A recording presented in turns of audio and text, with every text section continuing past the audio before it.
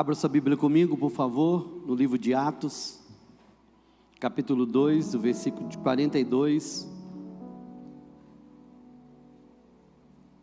ao 47.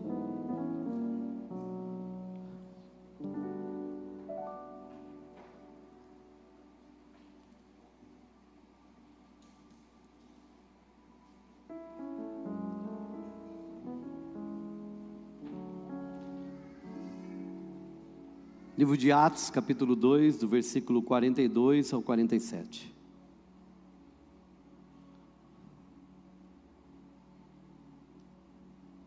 Diz assim a palavra do Senhor: Eles perseveravam no ensino dos apóstolos e na comunhão, no partir do pão e nas orações. E na alma de cada pessoa havia pleno temor, e muitos feitos extraordinários e sinais maravilhosos eram realizados pelos apóstolos. Todos os que criam estavam unidos e tinham tudo em comum. Vendiam suas propriedades e bens e dividiam o produto entre todos, segundo a necessidade de cada um. Diariamente continuavam a reunir-se no pátio do templo. Partiam pão em suas casas e juntos participavam das refeições, com alegria e sinceridade de coração, louvando a Deus por tudo e sendo estimado por todo o povo. E assim a cada dia, o Senhor juntava à comunidade as pessoas que iam sendo salvas. Amém? Senhor, fala ao nosso coração nessa noite, me use como instrumento, que a Tua palavra, Deus, possa encontrar lugar, e que o Teu povo, Pai, possa sair edificado, em o nome de Jesus, amém. Muito bem, queridos, essa palavra eu ministrei sábado, lá em Conchal, e eu não vou conseguir ministrá-la toda com certeza, porque o tempo é muito escasso, mas eu vou caminhar com ela, alguns tópicos, para que você possa ser abençoado nessa noite. Todas as vezes que a gente fala de uma igreja padrão, a maioria dos homens de Deus, os teólogos, eles sempre olham, estudiosos, eles sempre olham para a igreja primitiva, para a igreja de Atos. Essa igreja estava vivendo um avivamento. Na realidade, isso daqui é uma consequência depois da descida do Espírito Santo. Logo que o Espírito Santo desce,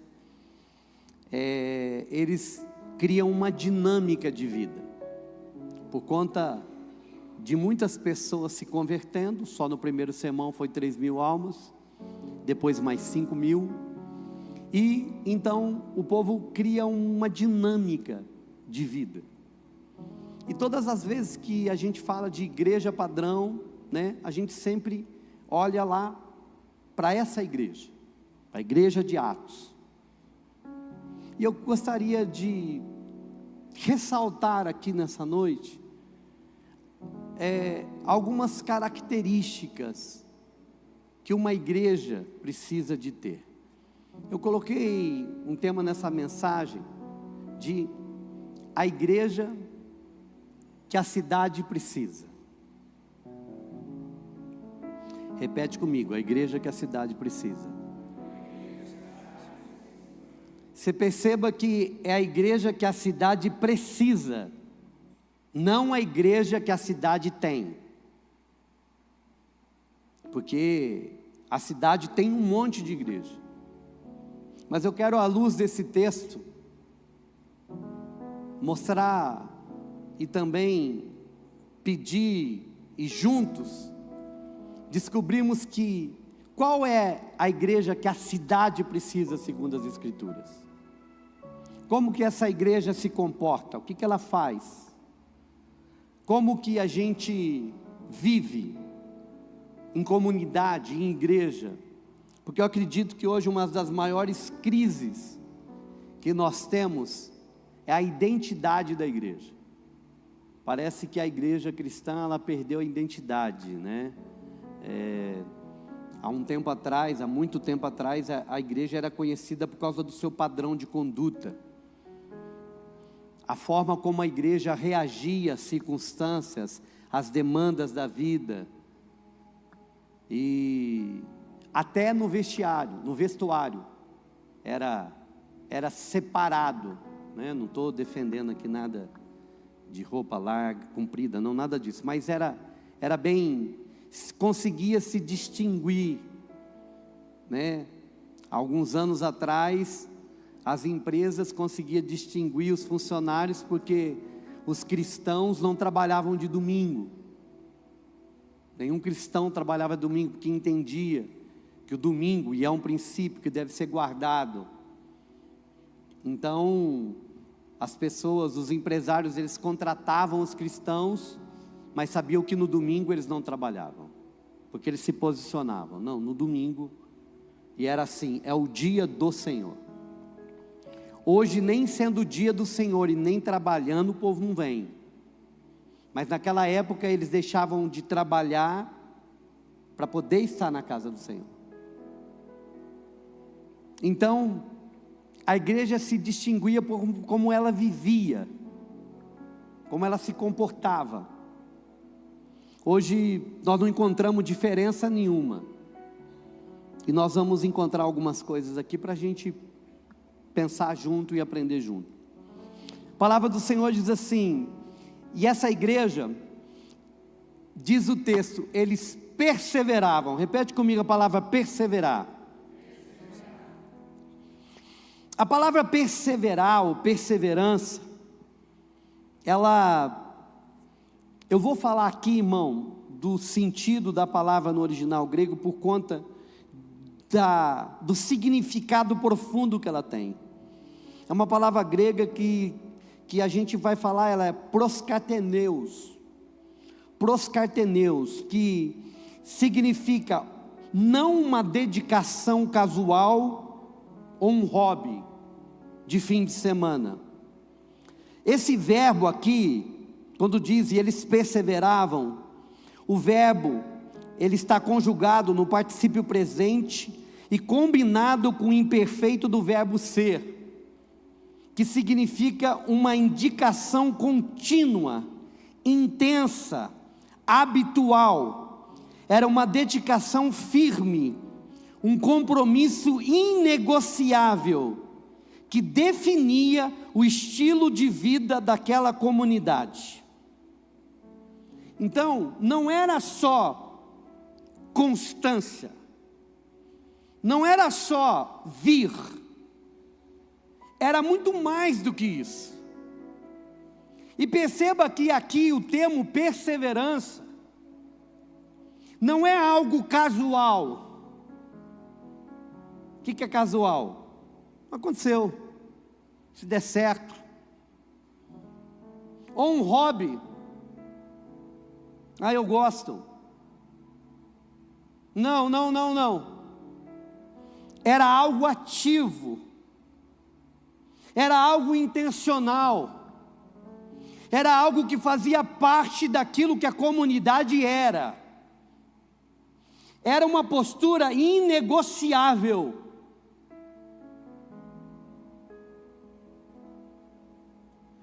O que você gosta de fazer na vida, irmão, que você persevera? Tem uns irmãos que eu estou olhando aqui, eu até sei. Tem gente que não abre mão de andar de bike. Cutuca ele aí. Não abre mão. Ezequiel estava cansado, sexta-feira, chegou morrendo aqui. Falei, descansa, irmão. Não, amanhã eu vou andar de bike. Eu falei, louco, descansa. Porque entende que é inegociável, onde eu vou fazer meu exercício, eu gosto, eu amo de fazer, e não tem nada de errado, mas isso é perseverança, faz parte do estilo de vida, faz parte da essência, é algo que eu gosto, é algo que eu quero fazer, faz parte de mim, é o que eu sou. Agora deixa eu fazer uma pergunta, e Jesus, e a igreja? Porque você perceba aqui que ele não está falando só do relacionamento com Jesus, mas está falando de uma convivência em comunidade. E perseveravam. Então nós estamos descobrindo aqui primeiro o que é perseverar. é continuar, é fazer, faz parte da vida dele. É algo inegociável. É algo que não é quando dá eu vou, quando der eu faço, se der tempo eu chego, se eu não estiver cansado eu oro, se der certo eu leio. Não. Aí a pergunta fica, como que você lida? Sabe por quê? Deixa eu te mostrar uma coisa. Quando a gente vai para o final desse texto, a gente vê Deus fazendo a igreja crescer. E quando a gente vai para o meio desse texto, por causa do comportamento e da vida da igreja, havia milagres e sinais.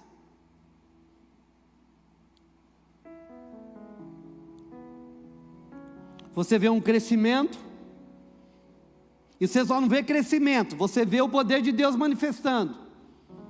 Mas o texto começa dizendo, e perseveravam. Pastor, e perseveravam no quê? Bora lá. O que diz o texto aqui? E perseveravam na comunhão. Repete comigo, comunhão. O que você disse? Não, perseveravam no ensino, perdão, irmãos. Perseveravam aqui no ensino. Repete comigo, ensino. A palavra ensino aqui é didaquê. É a prática de ensino. Eles aprendiam, eles viviam debruçado. E eles faziam o que, pastor? O que é o didaquê? Não era uma mera aula bíblica. Na verdade era a revelação da vontade de Deus. E o texto diz, e dedicavam no ensino do quê? No didaquê do quê? E perseveravam no ensino dos apóstolos. E o que é que os apóstolos ensinavam, Kleber? Os apóstolos ensinavam aquilo que eles aprenderam de Jesus. A doutrina de Jesus. O ensino de Jesus. Para você ter uma ideia, quando a gente fala dos ensinos de Jesus, o que Jesus ensinou? Como Jesus, quando ele falou sobre perdão, quando ele falou sobre pureza, quando ele falou de honrar a Deus, quando ele falou de oração, quando ele falava a respeito da palavra, quando ele falou a respeito de como eu devo me relacionar com os irmãos, tudo aquilo que Jesus ensinava era que os apóstolos continuam ensinando, era aquilo que eles ouviram de Jesus, e eles ensinavam. E essa comunidade, ela estava, lembre-se, por favor, não perca a palavra perseverar. O texto começa, e perseveravam no quê? No ensino. Então, eles perseveravam em aprender. Eles perseveravam, então, não era algo casual. Eu não pego a Bíblia quando dá. Eu não aprendo quando eu vou ter, sei lá, quando der tempo. Não, eles se debruçavam sempre, eles perseveravam. Eu quero saber o que a Bíblia diz. Eu quero saber o que Jesus está ensinando. O que ele fala a respeito disso? O que ele fala a respeito daquilo? E perseveravam no ensino. Não era só ouvindo, mas era aprendendo e praticando. Porque aprender naquela época não era só uma troca de informação, mas era uma experiência. Agora o texto diz, e perseveravam no ensino. Esses dias eu tenho conversado com alguns líderes. Hoje, uma das maiores dificuldades que a gente tem com a igreja, irmãos, e a nossa está incluído nisso, é o conhecimento raso do povo de Deus. Infelizmente, irmãos, os irmãos não gastam tempo lendo. Os irmãos não gastam tempo estudando. Os irmãos não gastam tempo querendo conhecer o que Jesus ensinou. Os irmãos hoje a distância do povo da Bíblia com a Bíblia está fazendo do povo da Bíblia o povo não da Bíblia. Porque até um tempo atrás a gente era conhecido como Bíblia, ou o povo que carregava a Bíblia, ou o povo que conhecia a Bíblia. Quantas vezes eu me lembro, quando eu estava em algum lugar e me identificava como cristão, alguém falava: esse conhece Bíblia. Ei, ele conhece Bíblia. E hoje, infelizmente, nós temos um monte de gente frequentando igreja, mas não conhece nada da palavra. E eu não falo isso, meu irmão, te acusando, mas eu falo como alguém que está te chamando para sair deste lugar, para que você possa viver tudo o que Deus tem. E agora posso falar uma coisa para ti: ei, preste atenção. Muitas vezes a gente não compreende, não entende por não conhecer a palavra. Nosso Deus é um Deus de princípio e se move por princípios.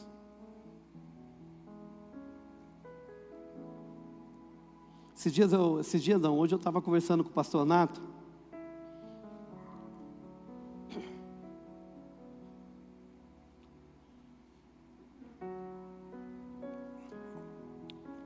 E eu falei assim para ele: sabe qual que é o maior problema que a gente enfrenta hoje? As pessoas não têm coragem de mudar.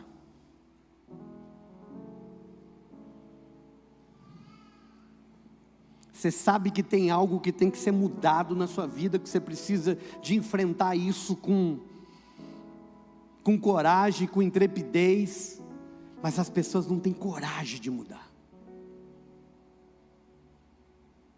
Sabe que está tudo errado, sabe que está tudo atrapalhado, sabe que não está legal, sabe que a coisa não está fora do trilho, mas não tem coragem de levantar e falar assim: ei, sabe você que está com problema no casamento aí, de sentar e falar assim: vamos botar as coisas no lugar? Vamos botar as coisas no lugar? Ei, você tem que fazer isso, eu tenho que fazer aquilo, segundo o que é o princípio.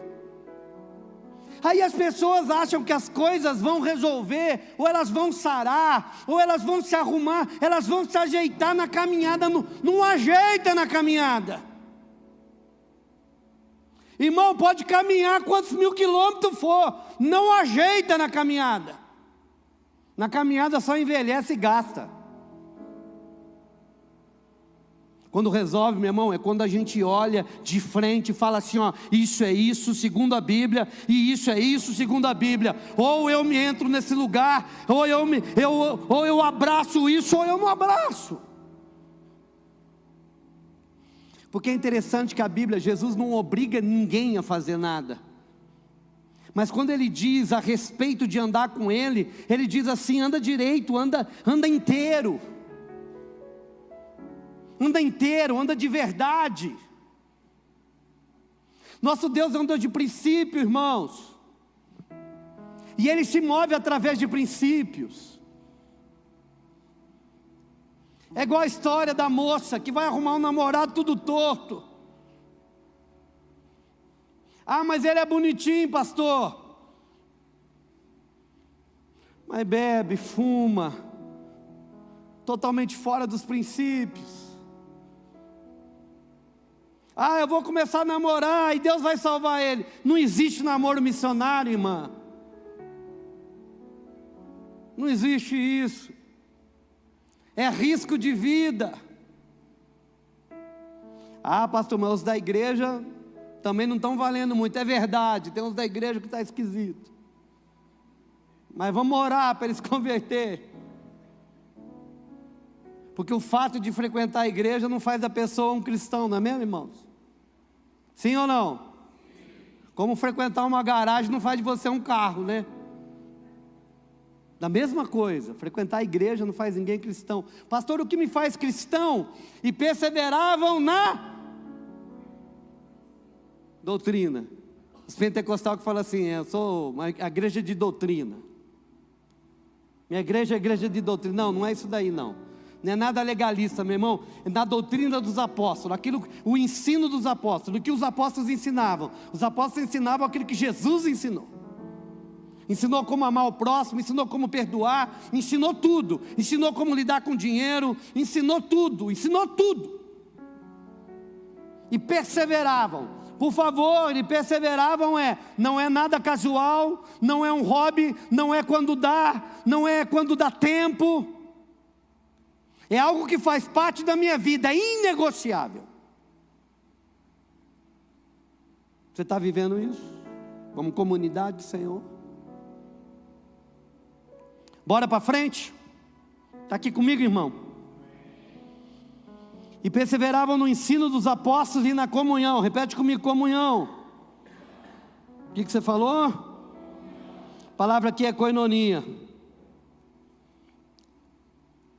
Não é só estar junto. Nós podemos, irmão, ficar junto, mas estar separado. Eu conheço um monte de gente que vive junto, mas está separado faz tempo. Porque o fato de estar junto no mesmo lugar não significa que nós estamos em comunhão. A comunhão aqui, o koinonia, não é só estar no mesmo lugar. A koinonia aqui, que muita gente usa, não é só sentar numa mesa para comer e numa festa. Não, não é só isso, porque crente gosta disso. Crente gosta de reunir, crente gosta de fazer churrasco, crente gosta de fazer cachorro-quente, vive inventando as coisas para estar junto. E está legal, e não tem problema com isso. Mas o que a Bíblia está dizendo aqui é além disso. Porque depois ela vai falar do partir do pão. Agora o koinonia aqui é muito mais que isso. O que é, pastor? É um compromisso, é uma aliança, é coração sendo compartilhado, é vida entrelaçada.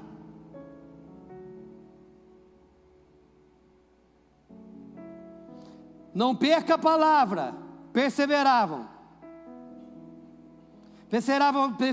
no ensino e perseveravam na koinonia. O que é? Meu irmão, tanto é que essa palavra lá no hebraico, ela tem algo ainda muito mais poderoso, que é o shavuah, que era relacionamento onde se dizia um ao outro: eu cuido de você, porque Deus cuida de mim. É onde o teu problema é o meu problema. Na onde o que você está sofrendo, eu também vou sofrer. E sabe o que a gente tem enxergado hoje? Assim, não, meu irmão, cada um com o seu problema.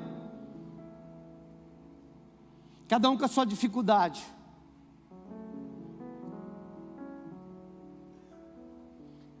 Na verdade, os muros estão cada vez mais altos. Não é só o muro físico das casas, não. É os muros emocionais. Eu quero, meu irmão, revelar algo. Eu quero dizer algo aqui. Eu, como pastor, e sou pastor de todo mundo. Sou pastor dos pastores aqui. Se tem um pajé aqui, sou eu. Agora deixa eu te falar uma coisa. Preste atenção. Tem um monte de gente aqui que faz muito tempo, meu irmão, que eu não toco na vida. E eu não toco porque as pessoas não deixam. Eu não toco porque as pessoas não abrem. Porque o pastor só pode tocar quando a ovelha deixa.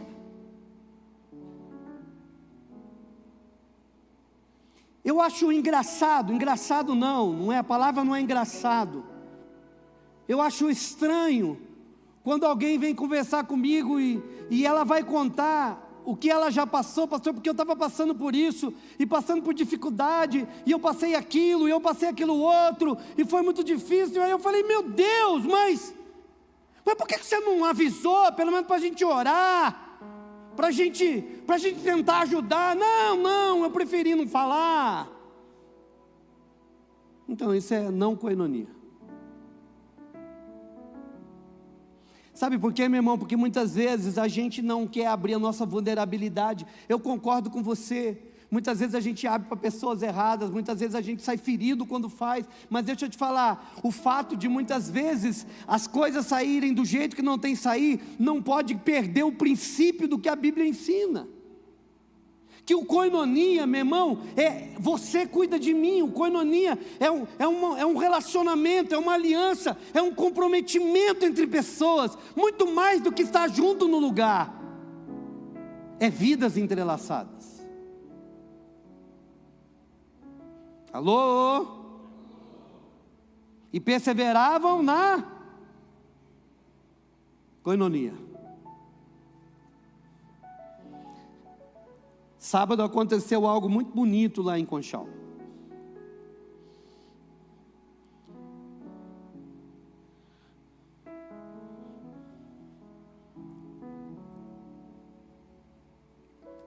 Há 6 meses atrás, uma das ovelhas do pastor Nato, que agora é do pastor Jimmy. Ela foi numa reunião de oração terça-feira. Ela tinha acabado de comprar uma moto, 2013. Cadê o Herbert aqui? 2013, uma moto bonita. Roubaram a moto, não tinha seguro, valia 13 mil a moto, e era uma moto que ela usava para trabalhar, ela e o marido, e ficaram sem moto. Quando o pastor Nato me disse isso há 6 meses atrás, meu coração torceu. Pensei comigo, rapaz, a gente precisa de comprar uma moto dessa menina. Mas coloquei a Deus em oração e deixei. Sábado, enquanto estava ministrando essa palavra, já tinha conversado com o pastor Nato que se Deus desse uma direção e confirmasse, nós íamos levantar uma oferta para ajudá-la a comprar uma moto.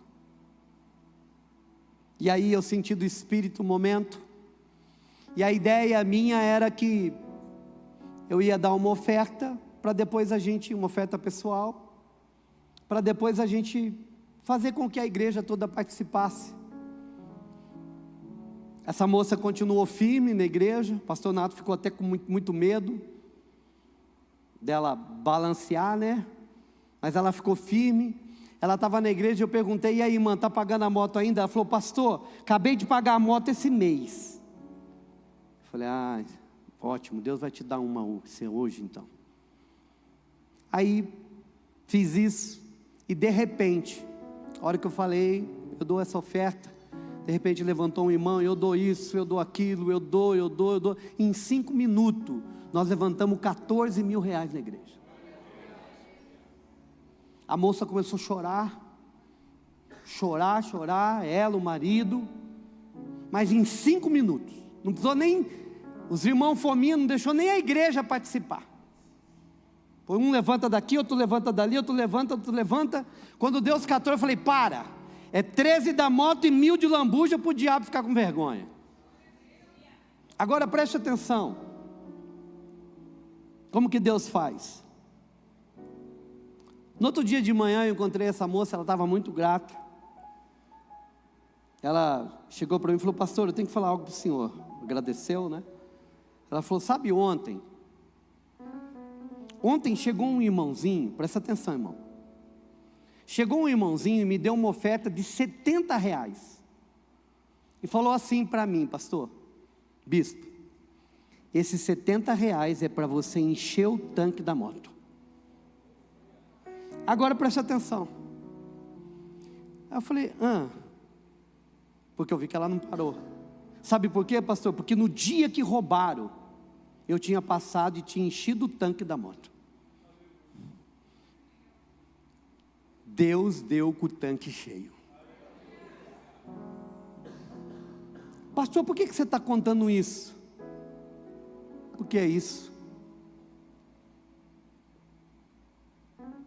É isso, ela não pediu moto para ninguém, ela não parou de ir na igreja, ela não parou, ela não acusou a igreja, ela simplesmente tocou a vida. E Deus, olhando a fidelidade dela, se moveu e deu a ela de volta.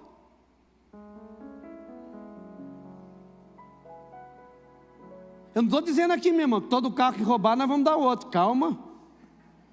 Por favor, não entenda isso. Eu só quero dizer para você que quando a igreja entende isso, sabe por quê? Porque eu aprendi uma coisa também, sabe, Magu? Quando a Bíblia diz assim, chorar com os que choram e rir com os que, se alegrar com os que estão rindo, eu aprendi que o povo é muito bom para chorar com os que choram. O povo não tem problema de chorar com os que choram, irmãos. Tem gente que é profissional para chorar com os que choram. Sabe por quê? Porque para mim condoer com a desgraça do meu irmão, eu não me esforço. Coitado, vem aqui, meu irmão. Jesus, vem aqui, eu vou orar por você. Não é fácil mesmo, não. Ou estou triste, e fica triste, muitas vezes chora. Tem gente que é especialista em trazer esse tipo de pessoa para perto. Mas sabe o que eu vejo? Que a maior dificuldade é eu me alegrar com os que estão se alegrando. Aquele que tem uma vitória, eu celebrar junto com ele. Aquele que venceu algo, eu dizer, puxa vida, que bom. O irmão que venceu, o irmão que comprou um carro novo, o irmão que pastor Nato, que entregou o TCC e agora, né, está bacharelando aí, glória a Deus. Eu não tenho diploma, ele tem. Aí o outro irmão vai lá, pastor, poxa vida. Mas parece, irmão, que ela revela aquele negócio que as nossas vidas não estão entrelaçadas. Parece que muitas vezes o que está entrelaçado é os problemas, não a vida. Agora essa igreja, ela vivia no ensino e na coinonia. E perseveravam no ensino, na comunhão. E qual que é a próxima parte aí, querido? Por favor, me ajude. Repete comigo, no partir do pão. No grego, no grego, classis tu artu, que significa o que, pastor? Partilhar o pão. Agora, o pão aqui, lehem, não é só o pão da mesa, o almoço, a janta. A tradução aqui significa que eles, todas as vezes, preste atenção, todas as vezes que eles sentavam para almoçar, era uma ceia. Sabe a ceia que a gente faz aqui de domingo? Vocês estiveram aqui domingo passado? E aí a gente agradece o que Jesus Cristo fez, a entrega de Jesus na cruz do Calvário, sua morte, sua ressurreição, a vida. Para eles perseveravam, e todas as vezes na mesa era ceia. Todas as vezes ele lembrava do sacrifício, da morte, da ressurreição. Todas as vezes eles traziam à memória o que Jesus fez. Para eles o partir do pão ali era mais do que só confraternização, só o partir de um alimento. Eles viviam esse lugar de vamos cear, ceia. E é por isso que é interessante a gente ver isso. A igreja de Atos dos Apóstolos é uma igreja que ela valorizava o partir do pão. Agora preste atenção, o partir do pão e qual que é o outro? As orações.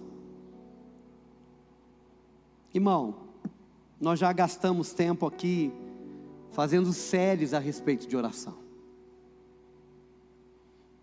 Cultos e mais cultos e ministrações falando a respeito da oração. Fizemos esses dias uma escola de oração, ensinando o princípio, por que orar, como orar, o que a oração faz.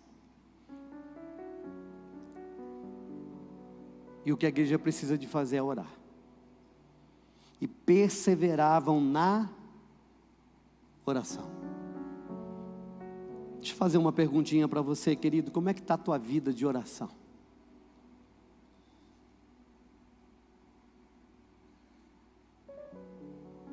Como é que está a tua vida de oração?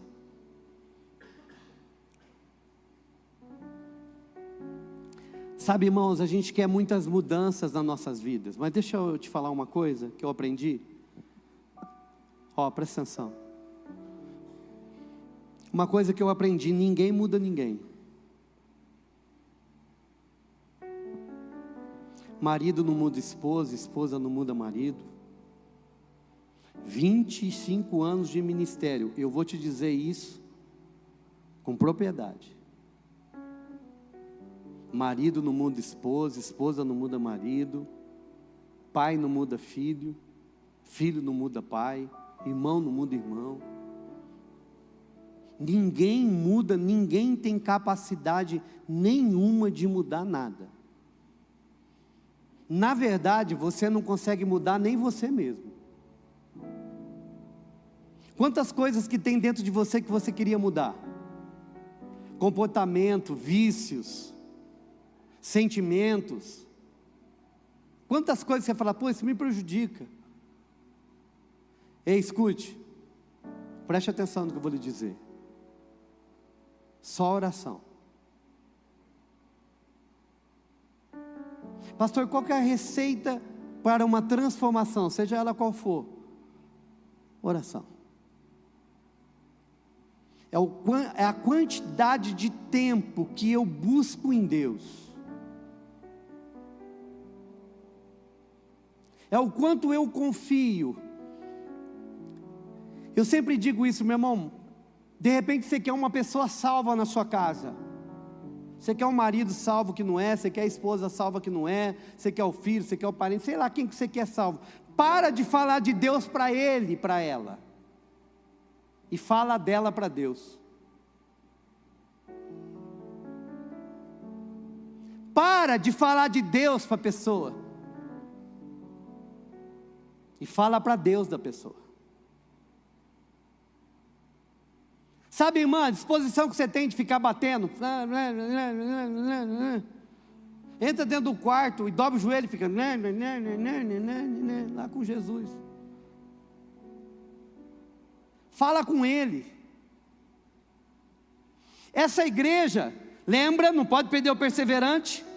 E perseveravam. Não era algo casual. Oração na sua vida é casual? Casual, o que é, pastor? No dia de problema eu oro. Tem gente que vai orar na hora que acontece o quê? Problema. Bateu a doença na porta, vamos orar. Bateu a escassez, vamos orar. Bateu o problema, ai, fechou tudo, vamos orar. O contrato não saiu, vamos orar. Perdeu o emprego, vamos orar. Tá bom, tudo isso tem que orar. Mas deixa eu te dizer uma coisa, se a sua vida for uma vida de oração, eu vou te dizer, meu irmão, que você não vai precisar nem de orar sobre isso. As coisas vão acontecendo na sua vida. A oração nos leva a um relacionamento íntimo com aquele que pode mudar todas as coisas. Sabe, meu irmão, nesses dias, e eu vou dizer para você, eu tenho tantas coisas para decidir, tantas coisas para fazer, tantas decisões, tantas responsabilidades, que o único lugar que eu encontro segurança é na oração. Esses dias eu falei para minha esposa, tinha acabado de chegar, tinha passado o dia todo na igreja, não tinha conseguido orar. Falei assim para ela, amor, tomei banho, jantei, falei assim, eu preciso de ir para a igreja orar. Mas você acabou de chegar da igreja, eu falei assim, eu estava na igreja, mas eu não orei. Eu preciso de ficar com Deus. Eu preciso de tirar um tempo com Ele, eu tenho que ouvi-lo. E muitas vezes, irmão, a oração não é nem falar, a oração é chegar e ficar quieto. Porque tem oração, irmão, que não é palavras, oração é você estar na presença dEle, e Ele vai fazer a leitura do seu coração. Tem gente que não consegue ficar quieto diante de Deus, aprenda a ficar quieto. E depois daquele tempo, você sai revigorado. Você fala assim, pastor, mas o que aconteceu? Uma nuvem desceu um anjo, aconteceu algo extraordinário, piscou a luz. Não, irmão, não aconteceu nada. E muitas vezes a gente não sente nada. Mas você sabe que você orou e de repente você começa a perceber que aquele momento fez diferença para você. No outro dia fez diferença. Sabe, meu irmão, quantas vezes Deus nos visita no sonho? Ele vem dar a resposta de algo para você no sonho. Essa igreja de Atos, ela vivia, perseverava na oração. Irmãos, fico pensando, como é que a gente vai começar o nosso ano, irmãos? Vamos começar o nosso ano orando. Ano passado a gente fez 7 dias aqui. 7 primeiros dias a gente orou. Como que é a tua vida de oração? Meu irmão, está tudo em ordem, está tudo bem. Não precisa de nada. Sabe por quê? Porque a oração ela não pode ser desse jeito, porque eu preciso de algo. Como eu disse, lembra do perseverar? Fazia parte da essência deles. Sabe do corredor de bike que eu acabei de falar? Daquele camarada que não abre mão do jogo de futebol? Da irmã que não abre mão de fazer a unha? Amém, irmãs? Sim ou não? Sim ou não, irmãs? Esse dia a Marli chegou e falou assim: nossa, parece que eu sou outra mulher. Falei, por quê? Ela falou, fiz unha. Falei, nossa, mas é um impacto tão grande assim? Ela falou, é? Falei, rapaz, quero fazer unha também. Não é verdade, irmãs? Faz parte de você cuidar da unha, dar um trato no cabelo. As irmãs é daquelas que chega no final da noite e demora meia hora até passar todos os cremes. Sim ou não? Escovar o cabelo. Tem umas doidas que vai fazer chapinha para dormir.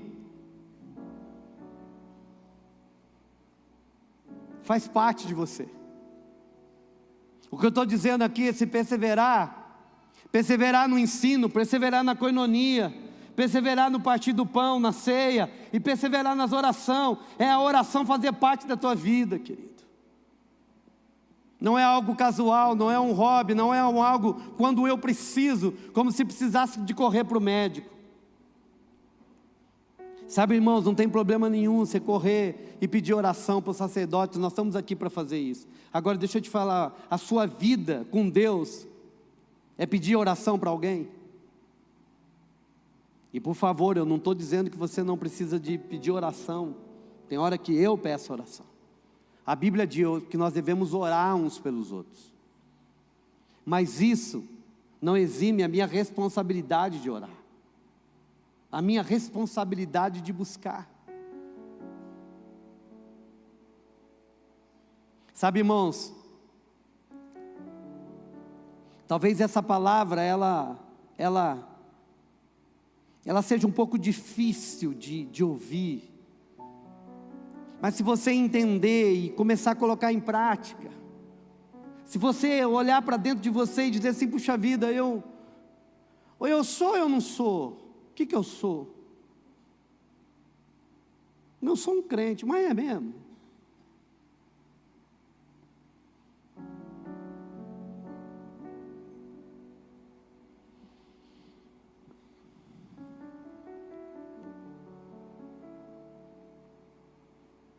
E muitos feitos extraordinários aconteciam pela mão dos apóstolos.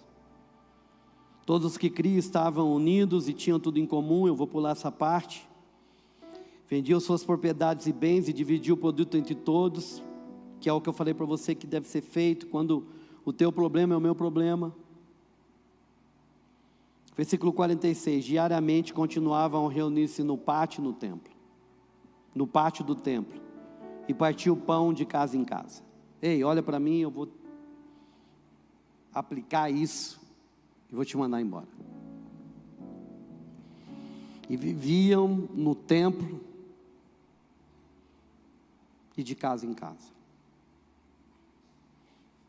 A vida daquela comunidade, o templo fazia parte da vida deles. Era algo inegociável. Os judeus daquela época, eles iam ao templo todo dia, eles oravam 3 vezes por dia. Tanto quando João e Pedro, eles estão ali, capítulo 3, indo na Porta Formosa às 9 horas da manhã, eles estavam cumprindo exatamente isso.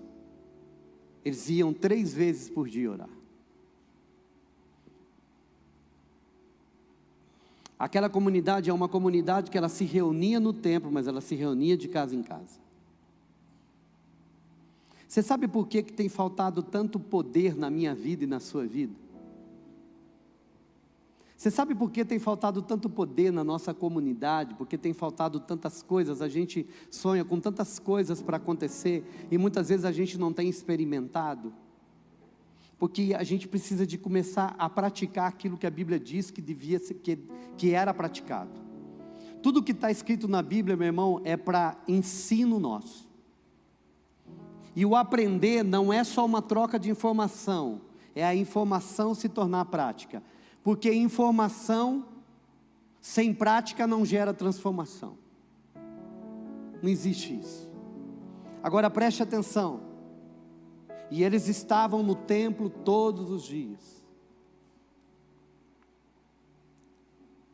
É difícil falar disso, porque parece que as pessoas, o pastor fica exigindo para a gente estar na igreja. Não, irmãos, isso teria que ser algo natural na vida de um crente saudável. É isso que, de verdade, era algo que a gente não devia nem falar. Não era algo que devia ser pontuado. É a mesma coisa quando a gente vai no médico e o médico diz assim: você bebe água? Aí ele fala: não, você tem que beber água. Mas não é o cúmulo do absurdo falar que a gente tem que beber água? Sim ou não? Ou ele diz assim: ó, você está doente porque você não dorme. Uma vez eu estava com uma pessoa, a pessoa foi no médico, o médico falou para ela: sabe o que ia curar ela? Ela tinha que comer, dormir e beber água. Mas isso não é algo natural, não tinha que ser algo normal na vida de alguém? Ninguém precisava de falar que alguém tem que comer, beber e dormir, pastor Zecão. Da mesma forma, meu irmão, que eu não deveria estar aqui dizendo que os cristãos de hoje tinham que priorizar os dias de vir ao templo, para receber, para estar em comunhão, para a adoração coletiva, para a oração coletiva, para a palavra coletiva. E que eles também têm que estar de casa em casa, compartilhando também isso. É um pássaro de duas asas, no templo e na casa. No templo e na casa. Uma das coisas que eu percebi, que eu falei: pastor Zecão, o povo começou a reunir na casa e parou de vir na igreja. Cadê o pessoal da casa de paz? Manda a mão aí. Ô, sossega aí. Menos aí. Viu? De 100 tem 30 aqui. Cadê os outros?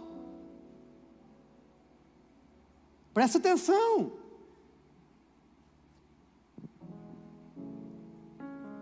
E os outros que nem de casa em casa tá, que só vem de domingo e quinta. Aí piorou. Agora, era para o pastor estar falando? Não, não era para o pastor estar falando. Sabe, irmãos, sabe aquela palavra que diz assim: eu gostaria de estar falando com vocês a respeito de Melquisedeque, mas infelizmente nós estamos falando ainda de coisas rotineiras, coisas pequenas, básicos, porque a gente não consegue avançar, porque não dá para avançar. É assim. Por que não dá para avançar? Porque o básico a gente não faz. Você está entendendo, irmão? Você está entendendo? Agora aquele povo não, ele vivia de casa em casa e no templo. Agora, sabe o que é o mais difícil, Vinícius? É que muitas vezes a gente fala isso, e sabe o que as pessoas pensam? Não, você está enchendo o saco para vir na igreja. Está enchendo o saco para vir na igreja.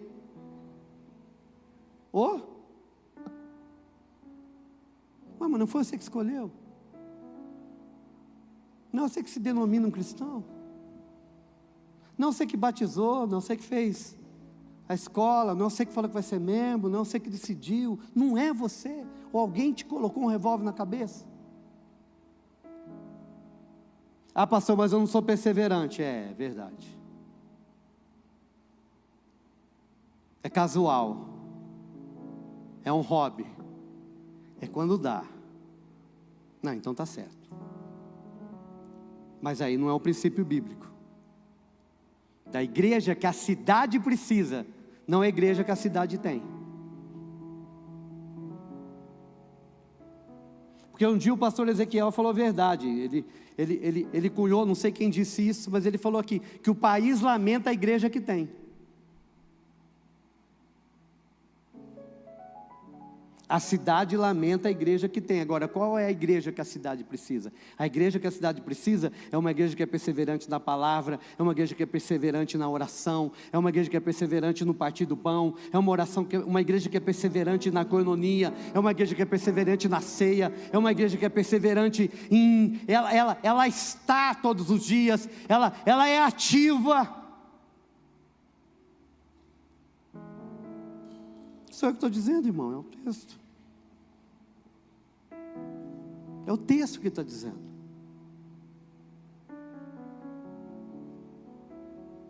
É o texto.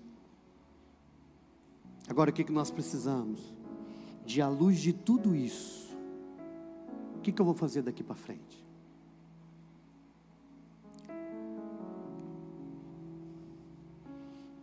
Eu e minha casa. Sabe quando Josué? Sabe por quê? Porque eu também decidi, irmãos, eu também aprendi que não dá para decidir para todo mundo. E muitas vezes não dá para decidir nem para a família da gente. Porque tem mulher que é mais ativa que o marido, que se não arrastar o marido não vem.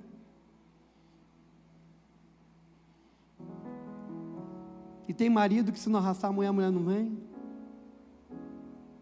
Um negócio complicado. Mas no mínimo uma postura assim, ó, você não vai, mas eu vou.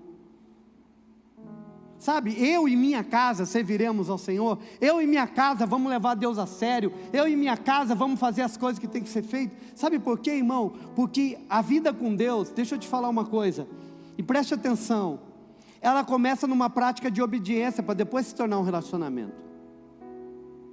Eu quero ter intimidade com Deus. Comece obedecendo. Comece obedecendo o princípio. Comece obedecendo o que está sendo direcionado. Comece fazendo aquilo para o qual está apontando. E você vai perceber que na medida que você anda, você vai começar a descobrir um relacionamento com Deus. Sabe por quê? Porque não é todo dia que a gente quer orar. Não é todo dia que a gente quer ler a Bíblia. Não é todo dia que a gente quer partir o pão, não é todo dia que a gente quer estar, não é todo dia, tá certo, tem dia que não dá, mas não pode ser algo casual, não pode ser quando der, tem que ser, e perseveravam, e perseveravam, e perseveravam. Amém, irmãos? Amém, irmãos?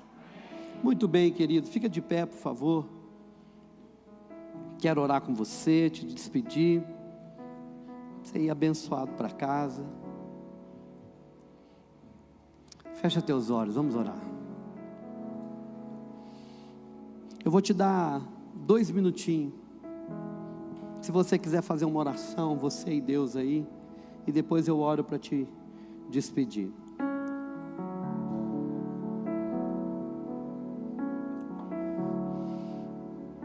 Se essa palavra falou com você em algum momento, se você acha que você precisa de tomar uma postura, se tem alguma coisa na sua vida que você precisa de alinhar,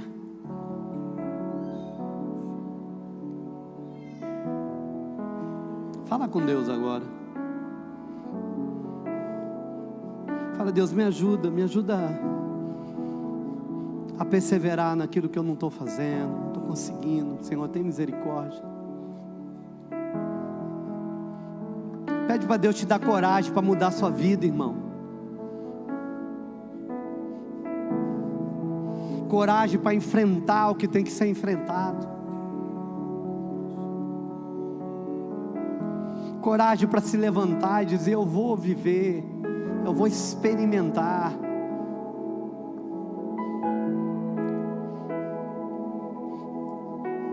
O socorro de Deus, irmão, vem quando praticamos a sua palavra. O socorro de Deus vem quando praticamos a sua palavra.